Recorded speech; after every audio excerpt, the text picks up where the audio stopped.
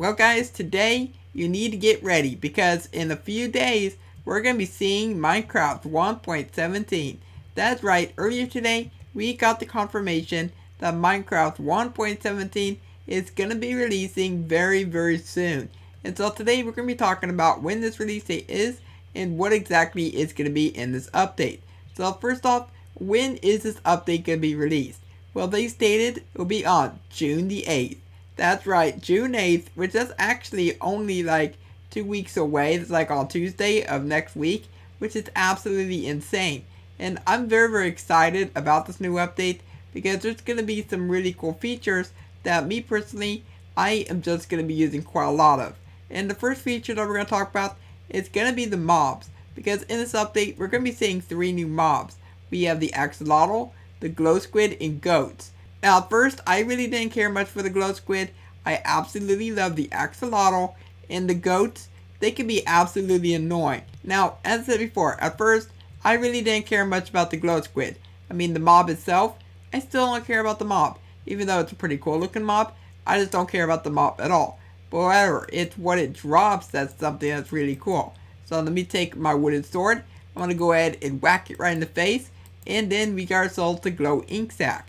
Now the really interesting thing about the glow ink sack is that if you got yourself a sign and you go ahead and type whatever you want there, and then we got ourselves any die, I'm going to go ahead and interact and then grab your glow ink sack. Right now on the Bedrock edition, the text looks pretty generic. It just gets a little bit brighter. But however, on the Java edition, it actually looks a lot better if you combine it with an item frame. So we got ourselves an item frame, I'll put it right there, grab a glow ink sack, we get ourselves the glow item frame, which its purpose is to make items a lot brighter when you place it in darkness. Then we have the other mob, which is the Axolotl, which is going to be found in underground lakes. Same thing for the glow squid. But for the Axolotls, these are going to be the most useful mob in this update because these will attack glow squids. They're going to allow you to fight off guardians a lot easier. And most importantly, they're going to be fighting off drowns. But these guys, they are so adorable and I love them so much. And the best part is, you can even take them home with you by putting them in a bucket. Come on, Axolotl, stop running away from me. So there we go. We just got ourselves our yellow Axolotl. Then we have the goats. Now if a goat rams into a tree, it can actually drop an item. So if you're on Bedrock, this will only apply to you. So if I come inside here, we got ourselves the goat horn. If a goat misses a player or any mob and it rams into a tree, then it will drop this goat horn. Which as of right now, whenever you use it, kind of looks like you're eating it, but it will play the red sound, and that's basically it beyond that point. So is it a very useful item for 1.17? Nope, not very useful at all. But is it cool for other reasons? Yeah, it's definitely pretty cool for other reasons. But beyond that point, the goat isn't really a useful mob inside the game, and you're going to find these up inside the old mountains. In the new mountains, be very careful, because they love to yeet people across the land. So you see this cliff? If you had a goat right over this way, then the goat would have a chance to ram me right off the hill and right to my doom. And it's not going to be very good at all. There is new items. There's going to be the Spyglass, which is made from 2 copper and 1 amethyst shard. The Spyglass is going to be useful for seeing things from super far away. So you see the sheep? I get to zoom in, and that sheep is now super close up, and now he's super far away. Super close up and super far away. Like, I don't know if it's just me or not, but I can literally do this all day long. I mean, this is actually really satisfying. The zooming in and out. In and out. Okay, I better quit. I'm getting a bit dizzy now. Then there's also the lightning rod, which the lightning rod is going to be able to strike light. Then we have the lightning rod, which during a thunderstorm, you'll be able to have lightning get attracted to this block. However, you can also use a channeling trident to make lightning hit it a lot quicker.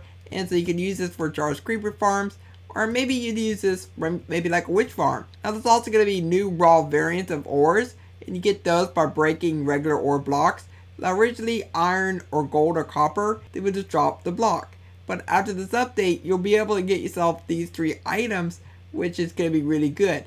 And that means that iron and gold is going to be fortunable. So you'll be able to use fortune 3 on them, and the same thing for copper as well. There's also amethyst shards, which is going to be from the amethyst geodes. So to find amethyst geodes, they're going to be found pretty much anywhere underneath the ground. But if you get yourself an amethyst geodes, you'll be able to find yourself these new blocks. So you got yourself amethyst clusters, you got the large amethyst bud, the medium amethyst bud, the small amethyst bud, and you also got yourself the budding amethyst block and the amethyst block itself. Now just to point out that you cannot break the budding amethyst block. This has to stay in amethyst geode. If you try to take it, then you're just going to break it, and it's not going to be good at all. So that means that you will have to stay down in the geodes if you want to be able to grow these different buds. So over time, you will be able to go and get yourself the larger one, and then whenever you break it, then you'll get yourself the shards.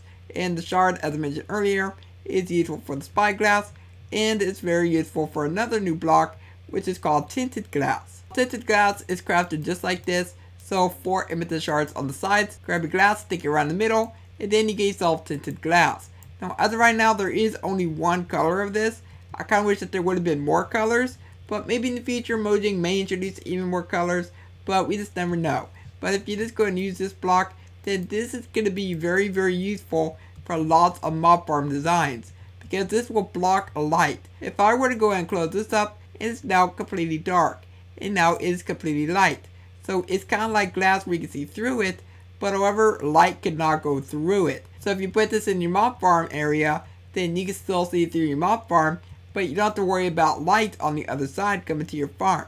Going back to the raw ores, there's also blocks of raw iron, copper, and gold. And to craft these 3, you need 9 of the appropriate raw ore, and then you get yourself that block as the outcome.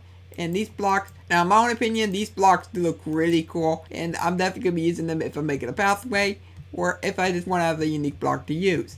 And then there's also a bunch of new copper blocks. So I look at slabs, we have a bunch of copper slabs. Look at the blocks, there is a bunch of copper blocks. Looking at the stairs, there is a bunch of copper stairs. Now once you get 9 copper ingots, you can make yourself this block. Now this block can also be put into a stone cutter. So I grab the stone cutter, put that right inside there. Then we can turn that to cut copper blocks, the slab, or even the stairs. Now over time, copper will start to oxidize. So you see we got ourselves a block of copper, and eventually it goes from exposed to weathered to oxidized. However, if you want to stop it from oxidizing, then you can simply go and interact with it with the honeycomb, and I go and interact, then we get ourselves these yellow particles. And this will no longer change its stage. Instead, it will stay exactly like this, and if you want to de-wax it, you can simply use an axe. But however, you can also use an axe to make it go back a stage, to make it go back to the regular orange copper. And another way that you can make it go back a stage in oxidation is if you use lightning. So that's going to be another use for the lightning rod. There's also a new stone type, which is called Deepslate, which is going to be found in chunks underneath the ground. And you can make a bunch of really cool blocks. There's also slab variants for those. There's also going to be stair variants for those. And there's even wall variants as well. So there is a multitude of blocks that you'll be able to mess around with. And then we have the final 3 blocks in today's video. So we have smooth basalt, tough, and calcite. So for these 3 blocks, you're able to obtain smooth basalt by either smelting down basalt from the nether, or you can find this on the 3rd outermost layer of a geode. If you look at the calcite is going to be on the 2nd layer of a geode. And then tough is going to be found kind of like andesite, or diorite, or even granite. Now I almost forgot to mention that there's also dripstone and pointed dripstone. Now over time, the pointed dripstone, by default, it will start to drip down water, and it will slowly fill up a cauldron if you put a cauldron underneath. But you can also place lava right inside this area, and if it's right above that spot, then it will start to drip down lava instead of water. So instead of getting water cauldrons, you can turn this into a lava cauldron farm, which is going to be really handy if you're wanting to smelt stuff up by using buckets, or if you want to be able to get yourself easy access to lava, just for some kind of project. And luckily for us, you will be able to find these in generation. So if you're way below the ground, while you won't be able to find the dripstone caves that be coming in 1.18, you will still be able to find these in spots scattered around the underground. But there's also a chance that you can find these in the Wandering Trader loot table. Then there's also a bunch of the lush cave blocks. So you can find yourself moss carpets, you got yourself moss blocks, you got azaleas, flowering azaleas, and if you grab bone meal, this is the cool thing. Because if you bone meal one of these flowering azaleas, or regular azaleas, then you'll get yourself one of these new trees. But however, you must make sure that these are in an open area. If they're right next to each other, then they're not going to grow at all. which is quite unfortunate. Now rooted dirt is also going to be spawned when you grow one of these trees. So once you grow one of these azaleas, just go and dig underneath it, and that's going to be another way that you can get rooted dirt. Now if you want to get the roots, I go ahead and bone meal it, and then we get ourselves our roots. The big drip leaf, if you stand on top of it, then it will just go downwards. But if you don't want it doing that, then you can just put redstone next to it, and then it won't end up going down. So as you can see, I put down a redstone block and I'm standing on top of this. Small drip leaf will grow into the big ones when you use bone meal. However, if you want to grow these, they have to be underneath the water like this, or they have to be on clay. Oh, look at that, drowned with the trident. But I believe that you can also find moss and shipwrecks. Now by bone mealing moss, you can also use this to get yourself azaleas, moss carpets, and moss. But you cannot actually get yourself all the lush cave blocks. These are the only ones that you can obtain. But also it spawns a bunch of grass as well. So the Wandering Trader will offer 4 new trades. So if I open this guy's inventory up, sometimes you might get small drip leaves, but you can also get 3 other trades. You can get 2 pointed dripstone, 2 rooted dirt, or 2 moss blocks just for 1 emerald for those 4 blocks. So if you're running a Wandering Trader, then go ahead and look inside his inventory. You might find one of these blocks that you might really want in the 1.17 update. The glow lichen is going to be a vine that lights up the areas underneath the ground. But then there's also the spore blossoms, but you can place that on pretty much the underside of any block, and these will spawn these green particles around the area. So you see those green particles, after a few seconds, they're going to start to generate from this flower, and I think it really gives you a really nice atmospheric effect. The glowberries can be found in mine shafts, so when you're in a mine shaft section, go ahead and look throughout the chest and see if you can find these. But these will be a new type of food that you'll be able to use inside your own worlds. So whenever you place them down on the inside of a block, they're going to start to grow downwards. And if you use bone meal on it, or you wait a little bit, then you'll get yourself these berries. Then you can interact and get yourself some glowberries. Now for glowberries as a food, it does absolutely nothing inside the game. It's just a food that's pretty cool, and it looks really delicious. It kind of reminds me of mangoes a little bit. Like, doesn't it look like a mango? Minecraft Java Edition, they'll be getting candles on day 1. But on Bedrock Edition, candles, they'll be coming at a later date.